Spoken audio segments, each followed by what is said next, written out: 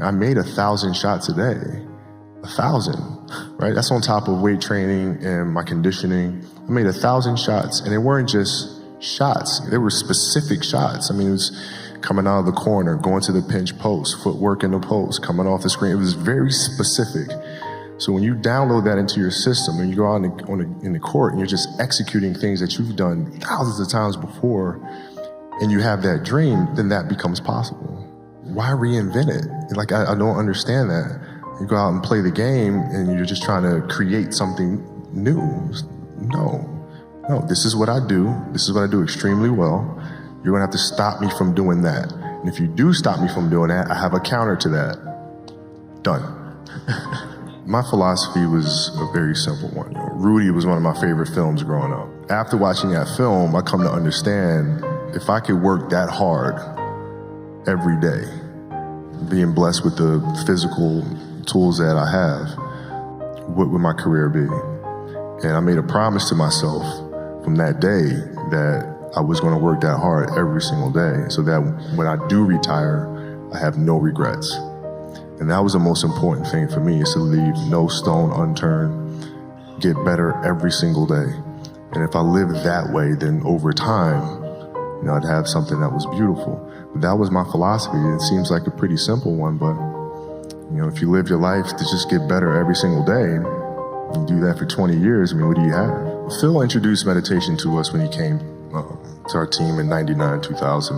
It was something that I instantly gravitated to because I could see the effects, and found myself accepting the challenge of finding what that space is.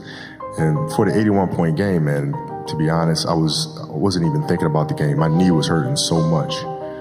I didn't know then, but I had a flap of joint of cartilage stuck in my joint line. And so my mind was really trying to go to a place where I don't feel that pain. And the game started, and because of that, I was just in a different space. I wasn't worried about what was to come. I wasn't worried about what just happened. I was just here. And when you're just there in the moment, playing plays right in front of you, your focus is heightened because nothing else matters. That's the space I've tried to get to. If your job is to try to be the best basketball player you can be, right? To do that, you have to practice, you have to train, right? You want to train as much as you can, as often as you can.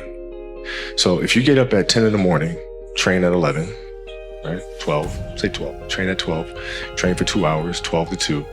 You have to let your body recover. So you eat, recover, whatever. You get back out, you train, start training again at 6. Train from 6 to 8, right? And now you go home, you shower, you eat dinner, you go to bed, you wake up, you do it again, right? Those are 2 sessions. Right now, imagine you wake up at 3, you train at 4. You go 4 to 6, come home, breakfast, relax, blah, blah, blah. Now you're back at it again, 9 to 11.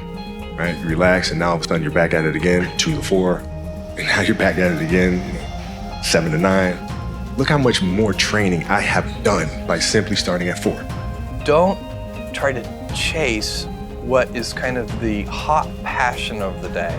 I think we actually saw this. I think you see it all over the place in many different contexts, but I think we saw it in the internet world quite a bit, where at the sort of peak of the sort of internet, mania in, say, 1999, you found people who were, very passionate about something. They kind of left that job and decided, I'm going to, do something in the internet because it's, it was almost like the 1849 gold rush in a way. You find that people, if you go back and study the history of the 1849 gold rush, you find that, at that time, everybody who was within shouting distance of California was, they might have been a doctor, but they quit being a doctor and they started panning for gold. And that almost never works. And even if it does work, according to some metric, financial success or whatever it might be, I suspect it leaves you ultimately unsatisfied. So you really need to be very clear with yourself. And I think one of the best ways to do that is this notion of projecting yourself forward to age 80, looking back on your life and trying to make sure you've minimized the number of regrets you have. That works for career decisions. It works for family decisions. Do you want? I have a 14-month-old son, and it's very easy for me to, if I think about myself when I'm 80, I know I want to watch that little guy grow up. And so I don't want to be 80 and think, shoot, I missed that whole thing and I don't have the kind of relationship with my son that I wished I had, and so on and so on. So if you think about that, so I guess another thing that I would recommend to people is that they always take a long-term point of view. And I think this is something about which there's a lot of controversy. There's a lot of people, and I'm just not one of them, believe that you should live for the now. I think what you do is you think about the great expanse of time ahead of you and try to make sure that you're planning for that in a way that's going to leave you ultimately satisfied. So this is the way it works for me. And I mean, everybody needs to find that for themselves.